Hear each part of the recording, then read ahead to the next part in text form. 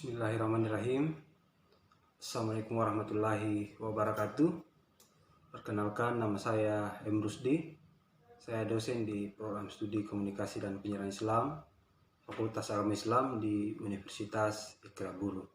Saya diberikan amanah untuk mengampu beberapa mata kuliah di bidang ilmu sosiologi. Salah satu mata kuliah yang saya ampu yaitu mata kuliah pengantar sosiologi. Mata kuliah pengantar sosiologi itu adalah mata kuliah wajib program studi dan memiliki bobot 3 SKS. Dalam mata kuliah ini saya akan menjelaskan terkait tentang deskripsi mata kuliah, kemudian yang kedua tentang capaian pembelajaran atau CPL, dan terakhir terkait tentang metode pembelajaran yang saya lakukan dalam proses perkuliahan. Dalam deskripsi mata kuliah pengantar sosiologi yang saya ampu, di sini mahasiswa diberikan pemahaman terkait tentang beberapa konsep-konsep dasar dalam bidang ilmu sosiologi, termasuk teori-teori terkait tentang sosiologi dari berbagai perspektif yang ada. Dalam mata kuliah ini juga mahasiswa diajak untuk mengetahui beberapa persoalan-persoalan yang ada di masyarakat yang nantinya hal ini akan digunakan untuk menjelaskan dan mengkaji masalah-masalah sosial yang ada di lingkungan masyarakatnya. Kemudian dalam capaian pembelajaran, dalam capaian pembelajaran mahasiswa diharapkan mampu untuk menjelaskan terkait tentang definisi, konsep-konsep dasar, dan teori-teori yang berhubungan dengan ilmu sosiologi. Kemudian selanjutnya mahasiswa juga diharapkan agar mampu menjelaskan terkait tentang bentuk-bentuk masalah sosial, termasuk mahasiswa diharapkan agar mampu menjelaskan dan menganalisis masalah-masalah sosial yang ada di lingkungan masyarakat. Dan terakhir, mahasiswa juga diharapkan dalam aktivitas kesehariannya agar mahasiswa ini mampu bekerja secara mandiri maupun bekerja secara berkelompok. Kemudian poin selanjutnya yaitu terkait tentang metode pembelajaran yang saya lakukan dalam proses perkuliahan. Jadi yang pertama, metode yang saya gunakan yaitu ceramah, kemudian diskusi, dan terakhir adalah praktek. Jadi dalam proses praktek ini mahasiswa saya libatkan langsung di lingkungan masyarakat untuk mengkaji beberapa persoalan-persoalan yang ada di lingkungan masyarakat. Kemudian untuk selanjutnya dalam proses belajar mengajar dalam perkuliahan bisa dilihat di video selanjutnya. Terima kasih. Wassalamualaikum warahmatullahi wabarakatuh. Baik, Assalamualaikum warahmatullahi wabarakatuh. Selamat sore adik sekalian. Apa kabar? Alhamdulillah ya. Jadi pada hari ini kita lanjut dalam mata kuliah pengantar sosiologi. Jadi mata kuliah pengantar sosiologi ini adalah suatu mata kuliah wajib program studi, dan ini adalah pertemuan yang ke-11. Sisa beberapa kali pertemuan lagi, dan sekalian itu akan ujian akhir semester. Makanya harapan saya dari sekalian itu kembali membuka dan mempelajari beberapa materi yang perlu saya turunkan di pertemuan-pertemuan sebelumnya sebagai persiapan untuk menghadapi ujian akhir semester nantinya. Tapi sebelum saya mulai perbedaannya, siapa yang sudah hadir? Semua hadir, Pak? Ada semua ya? Ya, Pak. Oke, alhamdulillah.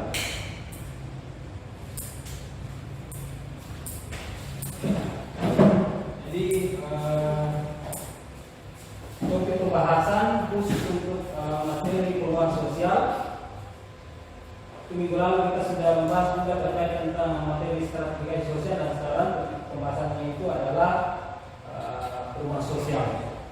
setiap mata kuliah atau pembelajaran yang diturunkan di proses perkuliahan itu ada tujuan pembelajaran yang dicapai. Salah satu tujuan pembelajaran mengenai topik perubahan sosial yang pertama itu mahasiswa diharapkan mampu untuk memahami, menganalisis dan menjelaskan terkait tentang pengertian perubahan sosial, termasuk teori perubahan sosial, ciri-ciri, bentuk-bentuk, faktor pendorong dan penghambat serta tahapan terjadinya perubahan sosial di masyarakat. Jadi itu tujuan pembelajaran yang kita capai khusus pada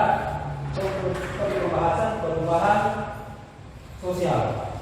Nah, berbicara terkait tentang perubahan sosial, saya menganggap bahwa materi topik perubahan sosial ini itu bukanlah sesuatu yang baru bagi adik sekalian.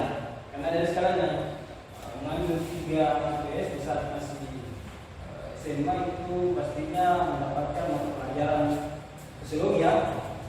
Adik sekalian yang kecuali yang di 3 IPA itu biasanya materi yang didapatkan, pelajaran yang didapatkan itu banyak berbicara tentang ilmu eksakta.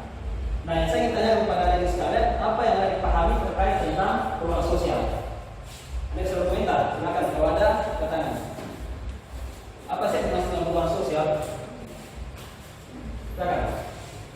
Perubahan yang terjadi di masyarakat. Jawabannya?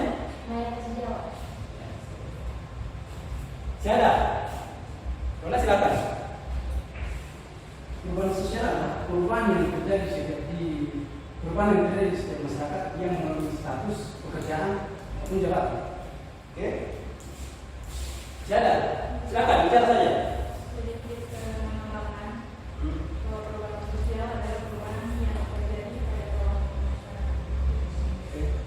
Jadi saya menganggap bahwa dari sekali semuanya sudah punya gambaran terkait tentang perubahan sosial. Jadi tapi untuk lebih memahaminya lagi, saya akan memberikan suatu gambaran terkait tentang perubahan sosial yang terjadi di masyarakat ini khusus pada bidang ekonomi. Ada yang bisa menjelaskan terkait tentang gambaran di atas? Boleh silakan. Sebelum saya berikan penjelasan. Ada ya? Ada. Jadi di gambar yang pertama ini ada 3 zaman yang saya gambarkan. Saya gambar yang pertama zaman primitif. Di kala itu orang-orang di masa lalu itu melakukan suatu proses transaksi yang kebutuhannya itu dengan cara sistem barter. Di barter itu sistem pertukaran barang memenuhi kebutuhan sehariannya. Kemudian yang kedua itu ada zaman tradisional, di mana manusia di masa ini itu sudah melakukan proses transaksi dengan menggunakan uang. Jadi mereka sudah menggunakan banyak uang. Kalau uang ini bentuknya kecil, tapi dia punya nilai yang besar. Jadi jangan terjebak pada ukuran besarnya sesuatu. Karena uang nilainya bentuknya kecil, tapi dia bisa ditukar dengan tanah yang seluasnya 1 hektar. Bisa kan? Uang ini harus transaksi. Kemudian di zaman zaman modern ini sedikit lebih canggih lagi. Orang-orang sudah mulai melakukan proses transaksi itu dengan menggunakan sistem transfer, sistem online. Ada yang bisa memberikan contoh terkait tentang transaksi jual beli yang dilakukan secara online? Ada yang pernah berbelanja di Shopee? Di Shopee? Ada? Lazada ada? Di sana ketika melakukan berbelanja di aplikasi Shopee atau Lazada itu menggunakan uang secara tunai atau melakukan transaksi secara online? Jadi begitu pun di mall. Jadi masuk berbelanja di mall itu bahkan tidak mesti lagi melakukan sistem transaksi dengan menggunakan uang tunai, tapi bisa dengan cara transfer. Jadi ada 3 zaman yang saya gambarkan ini pada bidang ekonomi. Sampai sini ada pertanyaan?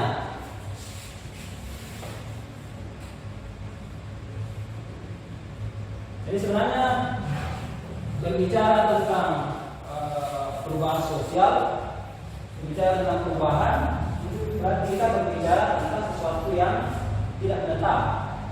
Jadi perubahan itu adalah sesuatu yang tidak menetap, sesuatu yang tidak stagnan, selalu mengalami perubahan, selalu mengalami pergeseran. Dia relatif, berubah-ubah. Dan semua manusia juga mengalami yang namanya perubahan. Ada yang dahulunya masih sekolah di SD, alhamdulillah sekarang sudah masuk di perguruan tinggi. Ternyata sudah perubahan. Ada yang sekarang yang dulunya cantik-cantik, gagah-gagah, alhamdulillah sekarang dari tambah cantik dan tambah gagah. Itu perubahan. Semua manusia itu mengalami yang namanya perubahan. Begitupun juga di masyarakat. Tapi perubahan sosial namanya.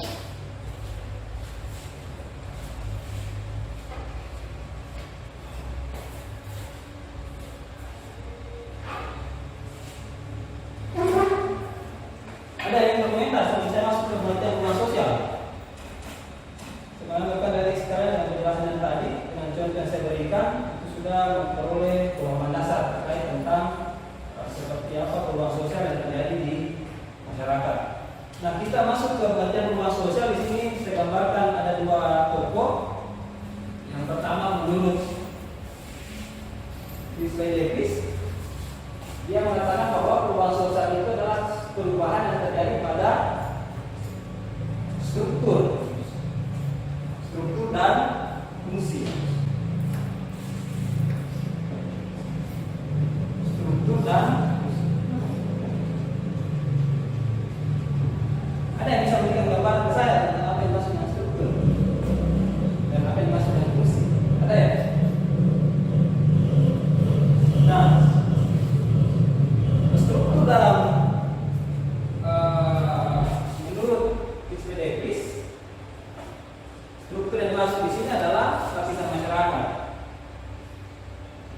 Jadi minggu lalu kita sudah banyak bahas terkait tentang stratifikasi sosial atau lapisan masyarakat. Jadi di sini ada 3 strata sosial. Yang pertama lapisan atas, menengah, kemudian lapisan bawah. Jadi menurut Risley dia mengatakan bahwa perubahan sosial itu adalah perubahan yang terjadi pada struktur dan fungsi masyarakat. Jadi perubahan yang dimaksud di sini adalah lapisan secara menyeluruh, setiap lapisan. Sedangkan ketika kita berbicara tentang fungsi, berarti kita berbicara tentang status dan peran. Ini kalau dalam perspektif ilmu sosiologi ya, entahlah lapisannya dalam perspektif ilmu yang lain. Tapi kalau dalam perspektif ilmu sosiologi seperti ini penjelasannya. Jadi ketika kita bicara tentang fungsi, itu kita berbicara terkait tentang status dan peran. Ada yang bisa jelaskan ke saya apa yang maksud dengan status? Silakan kalau ada. Firman mungkin yang dimaksud dengan perubahan status dan juga dalam setiap kelompok masyarakat itu jika seseorang sudah memiliki tingkat dukungan ekonomi yang setara.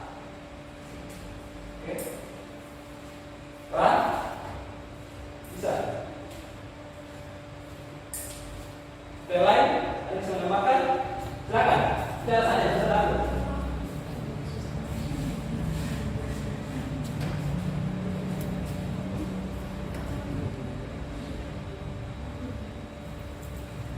Bicara saja kalau ada, karena sini memang ruangnya dari sekalian untuk belajar. Jadi wajar kalau misalnya dalam proses penyampaian penjelasan, pemberian pendapat masih mengalami kekeliruan, wajar karena ini ruang-ruang pembelajaran. Yang bermasalah kalau tadi sekalian di luar sana, di lingkungan masyarakat, kemudian asal bicara ya, itu agak tidak nyambung karena bukan ruang pembelajaran. Ada ya? Jadi saya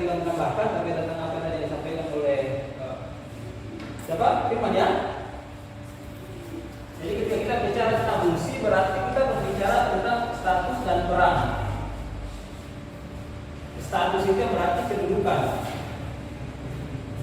Kedudukan di struktur masyarakat.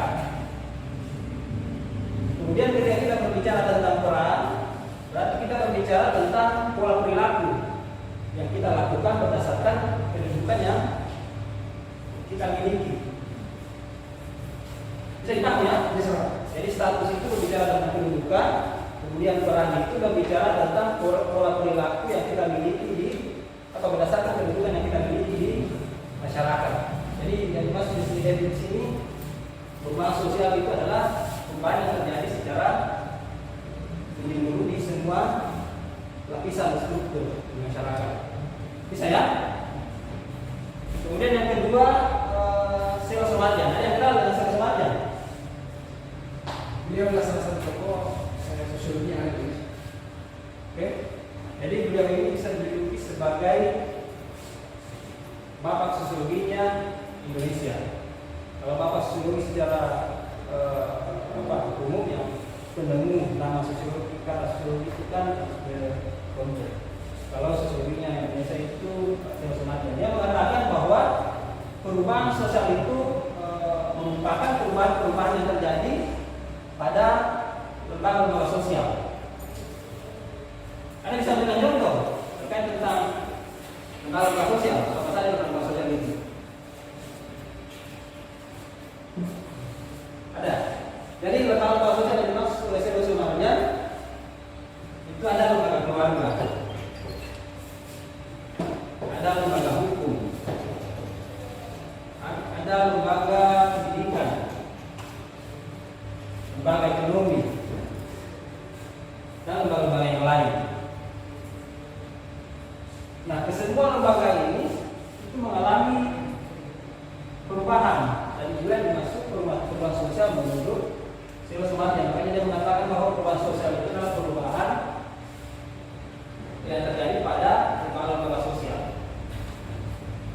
Anda bisa berikan gambaran terkait tentang perubahan sosial apa yang terjadi pada lembaga pendidikan misalnya, ada ya? Salah satunya adalah program yang diberikan oleh pemerintah melalui beasiswa. Bisa. Ada lagi yang sebelumnya tidak ada program beasiswa, sekarang sudah ada program beasiswa seperti misi dan yang lain. Ada yang lain pada lembaga pendidikan. Perubahan yang terjadi pada lembaga pendidikan. Jadi Di antaranya adalah pembangunan jalan. pembangunan jalan. Itu meningkatkan pertumbuhan ekonomi yang terjadi di desa itu. Itu kayaknya masuk di lembaga ekonomi. Bukan? Dinas pembangunan kayaknya. Nah, saya kasih contoh, saya tambahkan perubahan sosial yang terjadi pada lembaga pendidikan itu misalnya ini kan kita di Indonesia setiap pergantian kementerian selalu ada perubahan kurikulum. Jadi perubahan pada lembaga pendidikan yang saya maksud itu adalah misalnya salah satu contohnya adalah perubahan misalnya dari kurikulum KKN ini berubah ke kurikulum Merdeka Belajar. Itu adalah suatu perubahan sosial yang terjadi pada lembaga pendidikan setiap pergantian kementerian.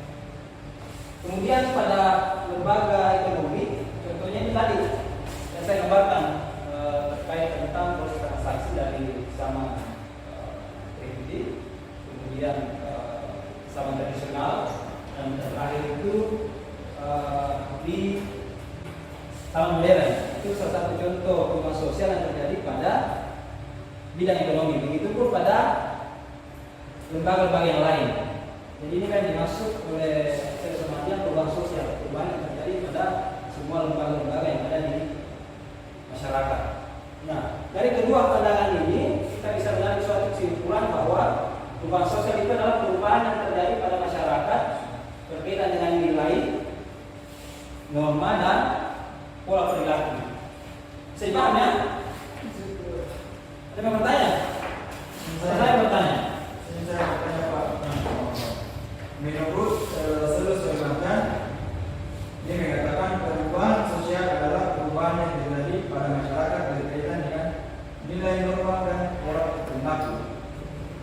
Dan sini saya mau bertanya, apa itu sistem nilai berlaku, sistem nilai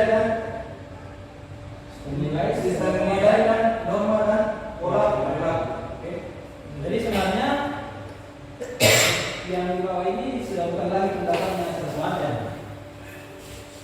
Yang pendapat sesuatu ini sebenarnya kandikan kesimpulan saya dari dua pendapat itu. Jadi kesimpulan saya, perubahan sosial itu adalah perubahan yang terjadi pada masyarakat yang berkaitan dengan sistem nilai, sistem norma dan pola perilaku. Pertanyaannya tadi, saya namanya jadi ya. Pertanyaan tadi apa maksudnya sistem nilai, sistem norma dan pola perilaku. Jadi ketika kita berbicara terkait tentang sistem nilai, berarti kita berbicara tentang moral, berbicara tentang etika. Nah,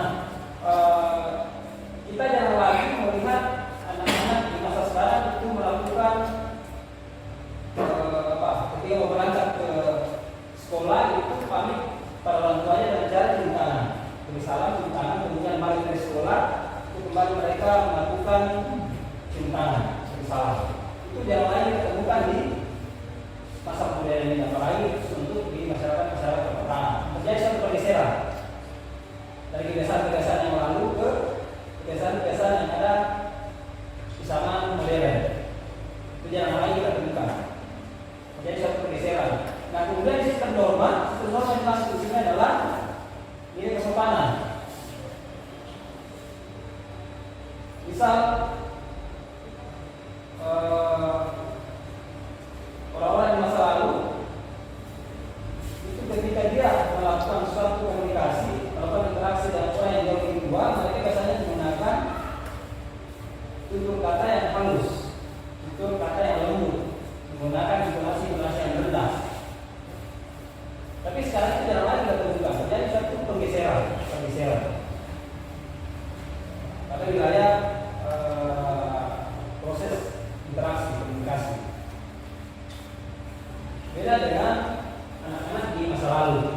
Ketika mereka melakukan berbicara dengan orang yang tua, mereka menggunakan kata-kata yang lembut, halus, etika, menggunakan intonasi yang rendah. Terjadi satu pergeseran, terjadi suatu perubahan. Begitupun pada pola perilaku. Saya sering mengikuti berita-berita yang sering ditayangkan, masuk di berita online. Itu siswa tidak lagi takut terhadap gurunya, bahkan tidak lagi takut kepada anak-anak. Jarang lagi kita temukan seorang anak yang takut kepada orang yang lebih dewasa daripada dia.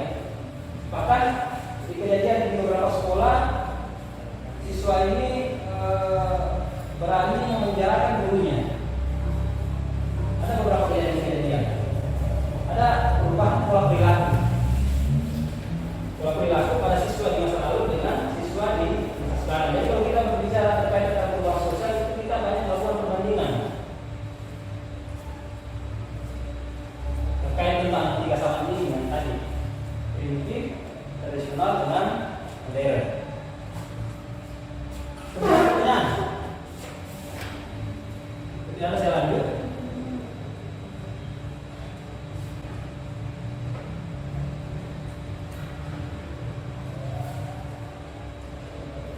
Kita masuk ke teori perubahan sosial. Jadi sebenarnya banyak teori yang membahas terkait tentang perubahan sosial. Namun teori yang saya angkat cuma ada dua. Salah satunya teori linear. Jadi teori linear ini dikemukakan oleh Ibu Khaldun. Ada yang kenal? Siapa itu Ibu Khaldun? Ada?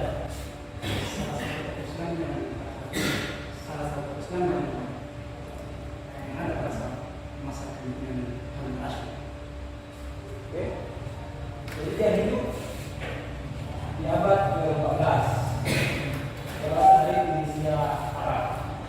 Jadi ada tiga zaman di juga digambarkan, zaman primitif, tradisional dengan modern. Jadi dalam pandangan linear ini mengatakan bahwa perubahan sosial itu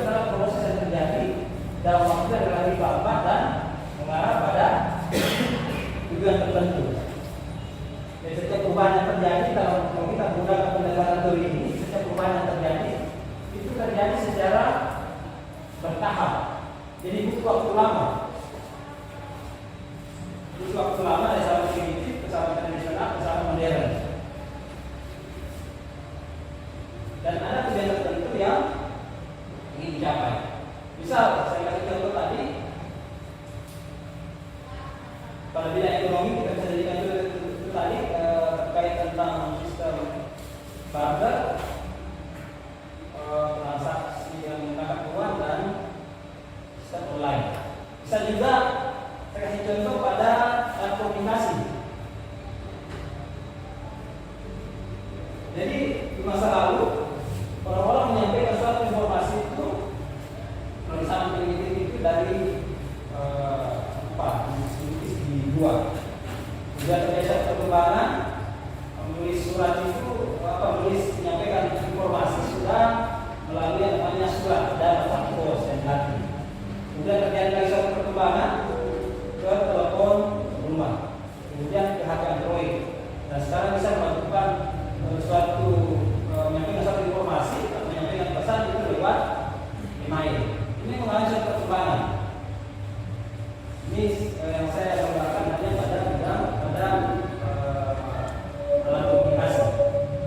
Tujuannya apa? Untuk mempermudah manusia menyampaikan suatu informasi. Jadi kita tidak mesti lagi ke sana ke kejadian untuk melihat seperti apa kejadian itu. Jadi kita bisa cek seperti apa kejadiannya itu di internet. Kemudian teori yang kedua itu teori siklus. Salah satu tokohnya itu adalah Max Weber. Ada yang tahu? Ada yang kenal Max Weber?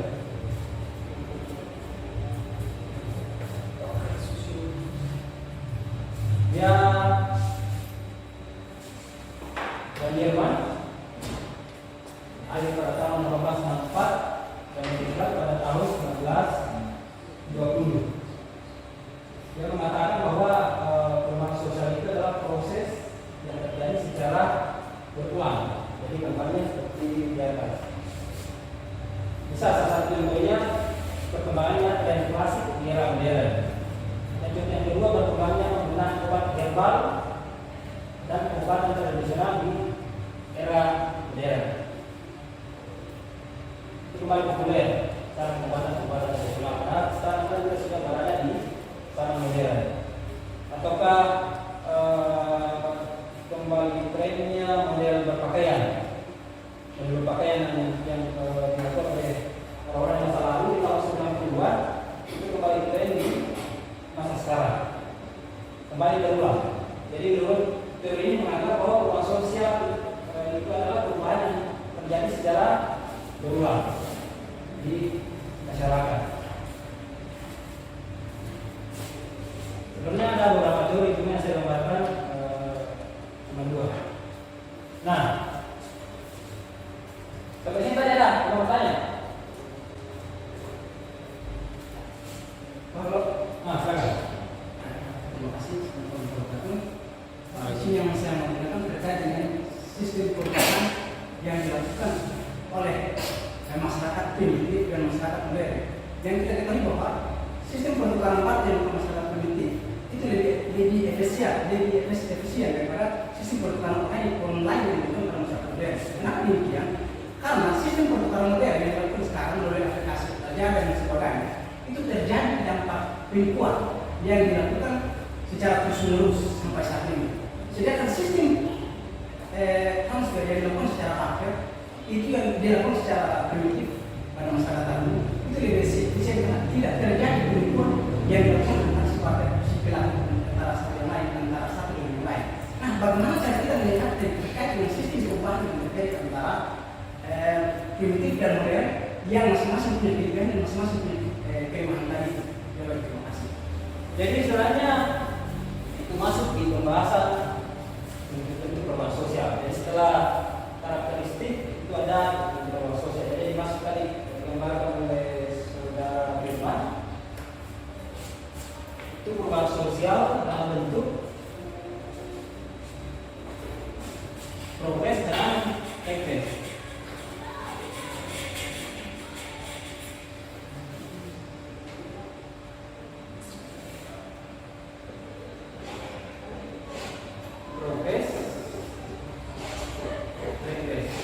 progres ini adalah suatu perubahan. Ini bentuknya ya. Kalau ini yang saya lihat di atas terkait tentang karakteristik atau ciri-ciri perubahan sosial. Cuma tidak apa-apa kita berkali hidup ke pertanyaan ini.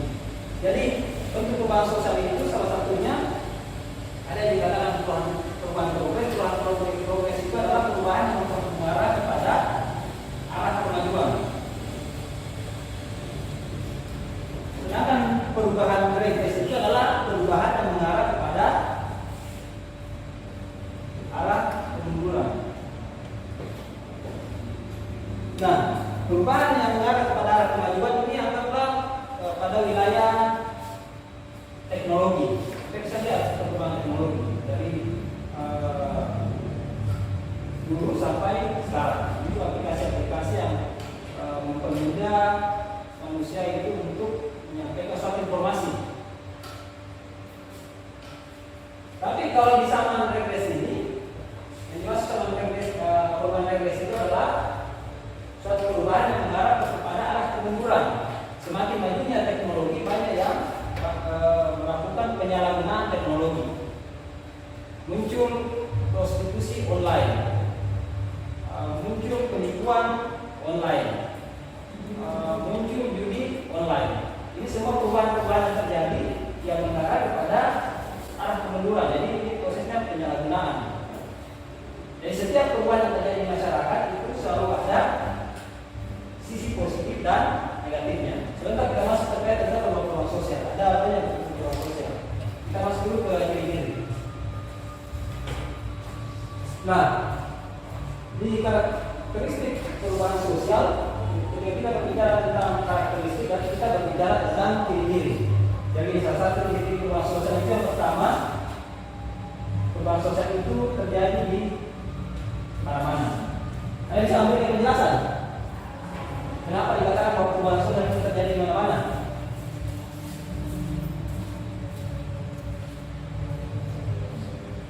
Jadi perubahan sosial itu tidak hanya terjadi di kota, tapi juga terjadi di daerah-daerah terpencil. Kemudian perubahan sosial dan yang kedua dilakukan secara sengaja, seperti program kali. Jadi salah satu contoh perubahan ciri ini atau yang kedua secara sengaja itu untuk memperbaiki kondisi yang sebelumnya. Ada bisa mendengar yang lain terkait tentang perubahan yang dilakukan secara sengaja. Ada? Pembuatan zaman kau untuk meningkatkan pemimpin yang lain ini termasuk yang menjadi pelajaran. Yang kedua, pembangunan jalan dari segi kota yang saya sebut sini untuk meningkatkan tingkat pertumbuhan ekonomi tersebut. Oke. Yang lain. Kemudian yang ketiga, perubahan sosial itu berkelanjutan seiring dengan perkembangan zaman. Jadi ada penyesuaian. Bisa dari dari zaman primitif ke zaman tradisional, kemudian bergeser ke zaman modern. Ada penyesuaian, termasuk dalam misalnya tadi juga contoh yang saya berikan itu pada alat komunikasi. Ada perkembangan. Dan selanjutnya imitatif atau peniruan. Perubahan sosial yang terjadi karena meniru masyarakat yang lain. Jadi hampir semua perubahan yang terjadi setiap individu itu karena proses imitatif. Ada proses peniruan. Misalnya ada sekalian menggunakan seorang artis atau menggunakan seorang tokoh, biasanya mulai dari berpakaian, cara berdiri, cara bahasa, itu selalu kita tiru karena kita mengidolakan dia. Ada proses peniruan. Kemudian ciri yang kelima, sering menimbulkan kontroversi. Jadi ini dah hubungannya tadi dengan pertanyaan yang ditanyakan oleh saudara Firman. Jadi setiap perubahan sosial itu sering menimbulkan kontroversi. Ada pro, ada kontra. Satu contoh, misal kenaikan harga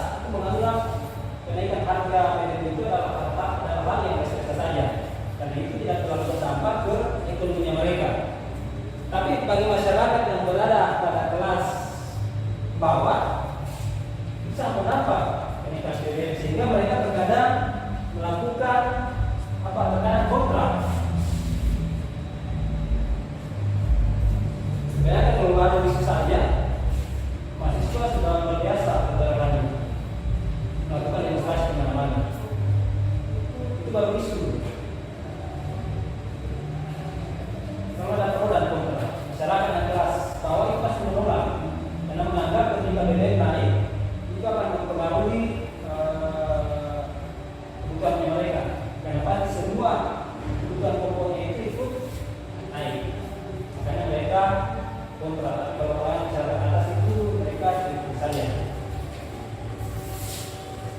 Kemudian ciri selanjutnya itu disorganisasi sementara, menyebabkan kekecewaan yang bersifat sementara. Jadi hampir semua penemuan terkait tentang bidang teknologi, misalnya penemuan mesin pemotong padi.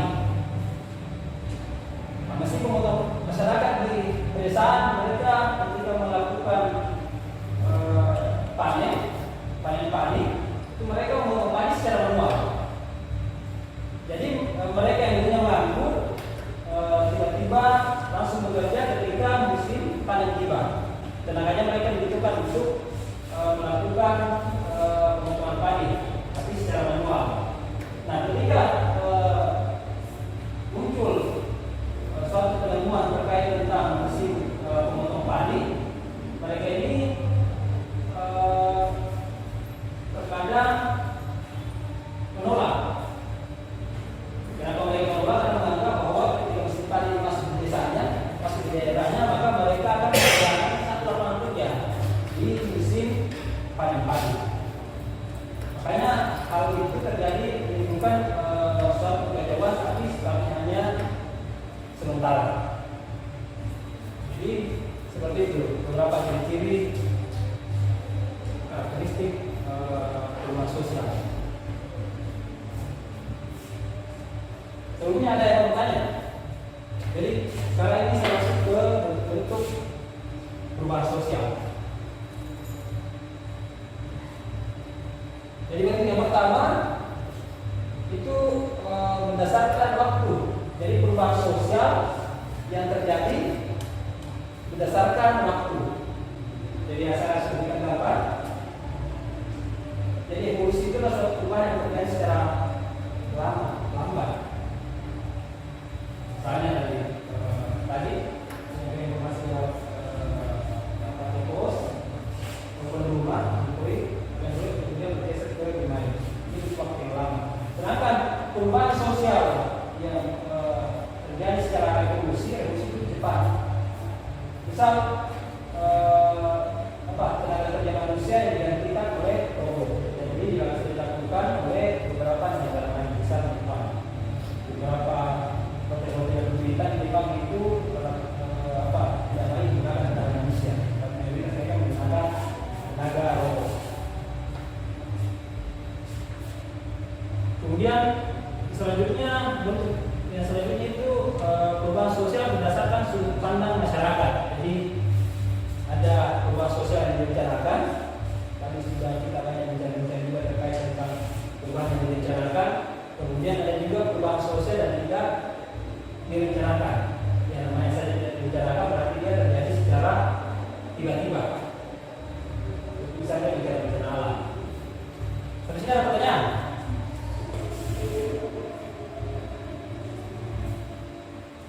Ada? Yang pertama, program KB. Kenapa program ini dilakukan? Itu mengurangi jumlah populasi atau kepadatan penduduk yang ada di Indonesia. Pembangunan jalan tol itu untuk mengurangi kemacetan. Makanya kita tidak pernah menemukan itu pembangunan jalan tol itu di daerah-daerah terpencil. Rata-rata pembangunan jalan tol itu di pusat kota. Salah satunya untuk mengurangi kemacetan. Jadi semua perubahan yang direncanakan itu punya tujuan yang ingin dicapai. Itu pun pada konten ketiga terkait tentang beasiswa di Indonesia. Kemudian yang ketiga, perubahan sosial berdasarkan pengaruh. Jadi ada perubahan sosial yang memiliki dampak besar di masyarakat, dan juga perubahan sosial yang membawa pengaruh kecil di masyarakat. Anda bisa menjelaskan terkait dengan itu saya uraikan perubahan besar yang membawa pengaruh besar di masyarakat. Ada bisa? Yang pertama modernisasi, yang kedua BBM. Dan yang paling besar pengaruhnya ini adalah kenaikan BBM, karena belum ditetapkan saja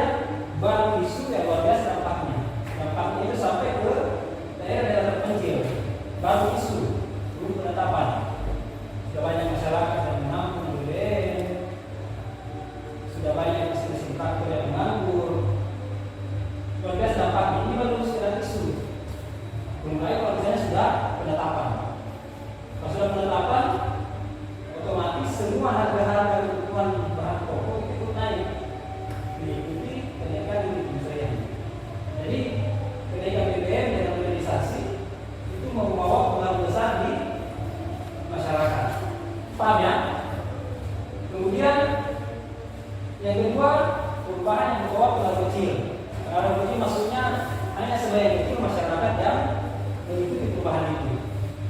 Saya bisa berikan contoh. Kira-kira apa yang muncul dalam pikirannya kalau melihat gambar ini? Apa kira-kira? Jadi betul, silakan. Lihat saja.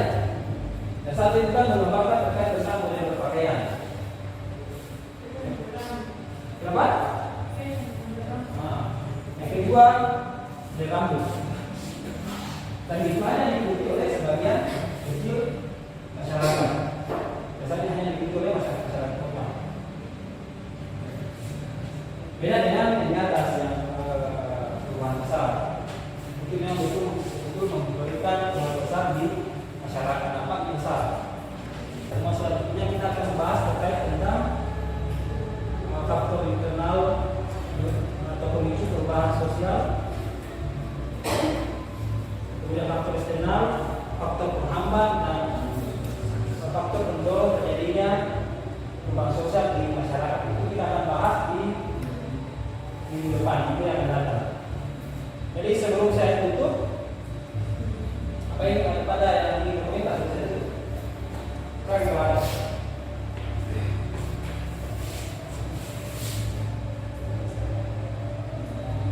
Jadi ada tugas buat adik sekalian mengenai perubahan sosial, yaitu adik sekalian membuat esai tentang perubahan sosial. Jadi adik sekalian balik ke rumahnya mencari perubahan sosial yang terjadi di lingkungannya dan dibuat dalam bentuk esai. Dalam esai itu adik sekalian menggambarkan apa faktor terjadinya perubahan sosial itu, kemudian seperti apa prosesnya, dan dampak apa yang ditimbulkan di masyarakat. Jadi tugas itu dapat selesai dan nanti depan dikumpul di individu. Nanti kita diskusikan di pertemuan selanjutnya. Jadi sebelum saya tutup, saya simpulkan bahwa pada intinya berbicara tentang perubahan sosial itu berarti kita berbicara terhadap perubahan-perubahan yang terjadi di masyarakat. Saya tadi sudah memberikan gambaran tentang perubahan sosial, bahwa perubahan sosial itu adalah perubahan yang terjadi di masyarakat yang berbeda dengan sistem nilai, sistem norma dan pola perilaku. Termasuk dua teori dua tadi saya gambarkan, persediaan dengan tersiklus, dan masuk di karakteristik perubahan sosial, dan terakhir itu perubahan sosial. Jadi sekarang sampai sini ada pertanyaannya, mengenai tugasnya.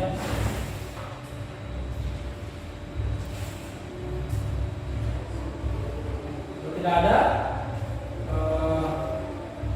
semoga proses perkuliahan yang kita lakukan pada hari ini itu dari sekarang bisa pahami, dan jangan lupa juga tugasnya untuk selesaikan di depan. Sekian dari saya.